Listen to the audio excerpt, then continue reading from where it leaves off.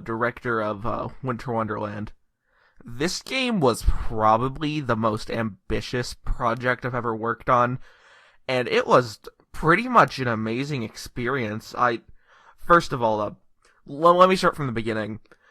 When the game started, it was being made by Blackboy74. Him and a couple of friends of his were pretty much trying to remake the Return to Freddy's 2, and it was pretty much in development hell. No one was motivated and actually wanted to work on the game. Team members kept quitting, so he shelved the game, but Maximum Elevator, who was this game's project manager and co-director, he was talking to me in a Discord call about the canceled 2R, and he was just mentioning how it was cool, and out of the blue, I had no rhyme or reason. I just was like, I'll try to finish the game. Because from what I had heard, pretty much everything had been rendered, and it just wasn't finished being programmed.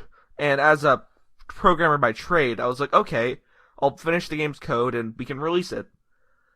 I looked at the old game's graphics, and I thought they were awful. like, just completely being honest, I did not like the way they looked. So, me, Nomoke, Tech Owl at the time, Vapor, and some other friends, we'd made a group chat, and our plan was, alright, we're gonna remodel the characters, re-render the rooms, program it, and call it a day. And as time went on, you've played the game, there's a lot more than that. We added all the repair sections, we added the overworld, we added the cutscenes. It was... The game started as a small idea, and just expanded into something much, much bigger. But through the game, I met amazing people. Before the game started, I had no clue who Marissa was, who's now one of my best friends. I wasn't too close to Nomoke and Ivan Nugget, and again, through the game, I became close friends with them. As someone who's going to college for video game design, I learned a ton of just useful information to use, and honestly, I don't think I'm ever gonna have an experience or game like Winter Wonderland, but the fact that I did get to have it is just amazing, and it's an experience I would never give up for the world. And also, the reception that, the game's gotten from just, fans and people excited for it. It's the first time I think I've ever had hype built up for a game I'm making, and, people looking forward to teasers, because we did teasers for this game, and I absolutely love teasers, so that was just a great thing we got to do. And, as just a fan of the Return to Freddy's, I've been following the Return to Freddy's game since 2015, maybe even 14.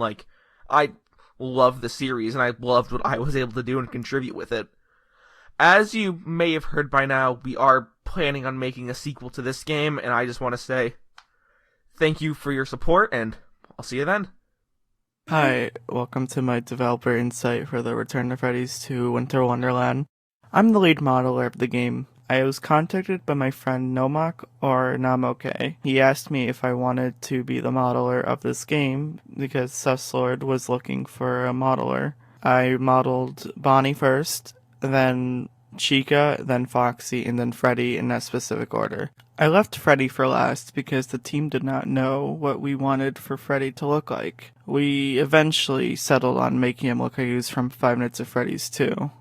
I eventually got around to modeling Sugar and Doug. Sugar was the more difficult one to come across. According to Maximum Elevator and Suslord, they originally wanted to leave Sugar out of the game, but I didn't want to see the character go to waste, so I decided to ask if I could redesign her. I went into my art program Clip Studio Paint and started sketching out something that looked a bit more original. Sugar was planned to wear a sun hat, but it was quickly scrapped due to everyone not liking it that much. After I was done redesigning Sugar, I had Spring Bonnie and Fredbear left to model. Lockjaw and Fredbear were already modeled by 2 other people. Lockjaw was already modeled by Namoke, way early on in development before I started working on Bonnie. Fredbear's model was made by Tech Owl before he left the team and internet.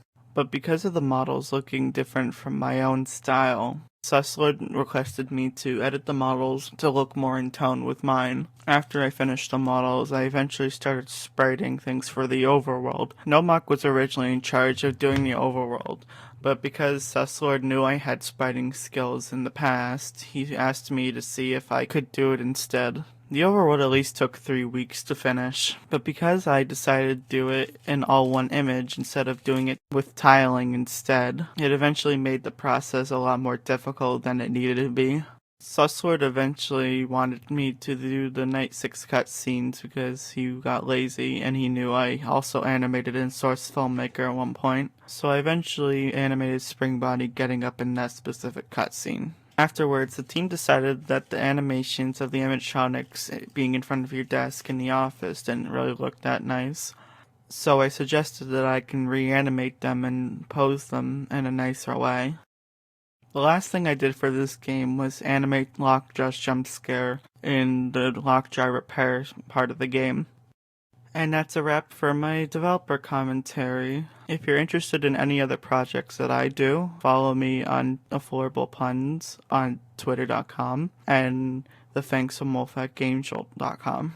Also, trans rights are human rights.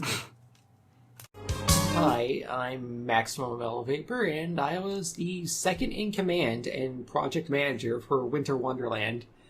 I have a bit of history with this game, as this initially began as a revival of Black Boy 74's The Return to Freddy's 2 Rebooted, and I was part of the original team. Sometime after 2R's cancellation, I was talking with Susslord about it one day in a Discord call when he out of the blue decided to form Luminance Productions and bring the game back. I rendered just about everything for the main game plus the cutscenes and made sure the other team members got their tasks done, like in Among Us. That's all I have to say.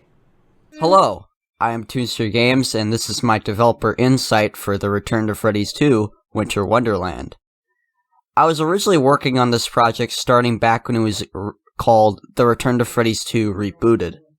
I was very interested in this remake of the game due to it staying rather true to how the original style of the game was, but looking much better at the same time. I was a beta tester for 2R, and I was really liking the progress shown for it. I thought it looked really good. And I was really saddened to see that it got cancelled, because I felt it was one of the best remakes of the game that I've seen out there, and it was a shame that it ended up the way it did. Fast forward a few months later, and I met up with Susslord and his crew. And one night during a call, we were talking about the canceled 2R. And then we thought, well, why not bring it back? And that's how it all started. That's how I began working on Winter Wonderland with everybody. I'm very proud of what the team has accomplished with this game. I think a lot of what they've done together is really good. A lot of the assets everybody's made is like really talented. They're all very equally talented people, and they've all been really great and fun to work with. And I'm glad that they did this game right. TRTF2 I've always had a very soft spot for, as it was the reason I originally joined GameJolt, as I wanted to follow the game and stay up to date with it. And because of that, it's the reason I essentially got into making fan games. And I wanted to see someone try to make something right with a revival of this game. I hope you enjoyed this game. I had a lot of fun working on this with everybody, and I think they all hope that you had fun with it too. Now I'm being held at gunpoint by Susslord to say this, so we fly high, no lie, you know it, ballin'. That's all I gotta say. Go check out everybody else's developer insight, or better yet, go check out the rest of this menu that isn't just a rip-off of the 6 Horrors 2 one. That's about it. Thanks for listening. See you later. Hello, I'm Namoke, and I worked on Winter Wonderland as a minor modeler, sprite artist, and I also made this really cool extras menu. When Susslord originally restarted this project, I had decided to decline the offer of making all the models, since I was pretty busy with some other projects at the time. Instead, I had recommended my buddy Marissa to Susslord, so she could do the models instead. Although there were some models I did want to do. Those were Freddy and Lockjaw, since those were the big bad TRTF mascots. While I made Lockjaw, I was given the reference to base it off the early versions of him from TRTF 2, 3, and 4 with some elements of TRTF 5 Lockjaw in there. I decided to make him look more realistic in some areas by giving him a suit with a bow tie instead of just some blue shirt with some buttons. I had also decided to give him a hyper-realistic fedora based off one I made for a certain Scatman John model.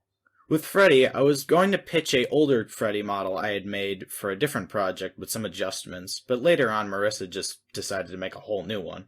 Along with making a new Freddy model, she had also improved upon my Lockjaw model by making it look more like a ventriloquist doll named Frankfurt Burton, instead of some weird man with tetanus.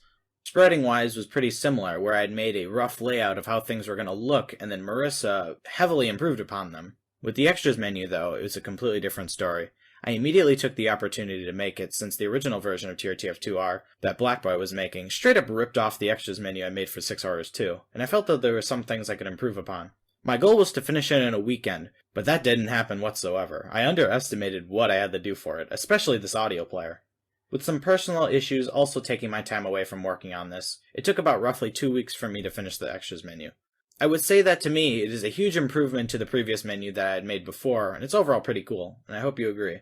And with that, that has been my insight for what I had worked on for the Return to Freddy's 2 Winter Wonderland. Hello, TRTF fans. My name is Ivan Nugget that's my username on the internet. And as you read from the description, I made some of those games and helped creating them. I also helped create other games that are made by other people that are more popular than me. I enjoyed working on Winter Wonderland with everybody. The whole team are great people, really nice friends, you know.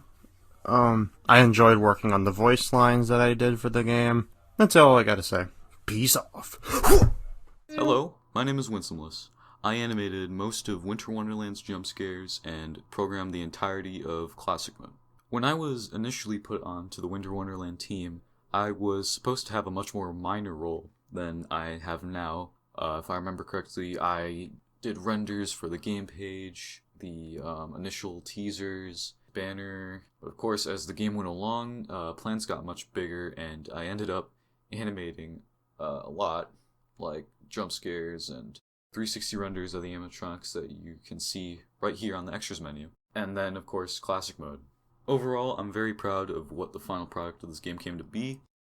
I hope you guys liked it too, and I'm very honored that I got to work alongside such a great team of many other talented people. Hi, my name is Brian, and I worked as the environmental modeler and cutscene creator on this version of TRTF2. When I first started working on this project, I was tasked with creating an environment that not only had an identity of its own, but also reflected the original design of TRTF2. To fulfill the requirements set by this note, I decided to have the game take place in a building heavily under construction, with a winter theme attached to it. I got no concept arts to base the environment on, so everything you see in the game was completely designed by me. To make matters more interesting, I made this entire map for an older version of this project, directed by Blackboy74. As most of you already know, that version got cancelled for quite a few reasons, so for a while I thought that this map would never see the light of day. That all changed when one of the old team members contacted me, because he and some of his friends, or old team members, wanted to continue working on this project. When I joined this new team, I've updated the lighting of this gigantic map, and even added a few new props to make the scene look even more appealing. Turns out, creating a realistic looking cutscene is an incredibly difficult job. Not only did I have to worry about multiple wind, rain and lightning simulations, I also had to make sure that the scene was optimized enough so that we don't have to pay for a render farm. I had to learn quite a few new techniques that I'm quite thankful for, and I can't wait to use them for my future projects.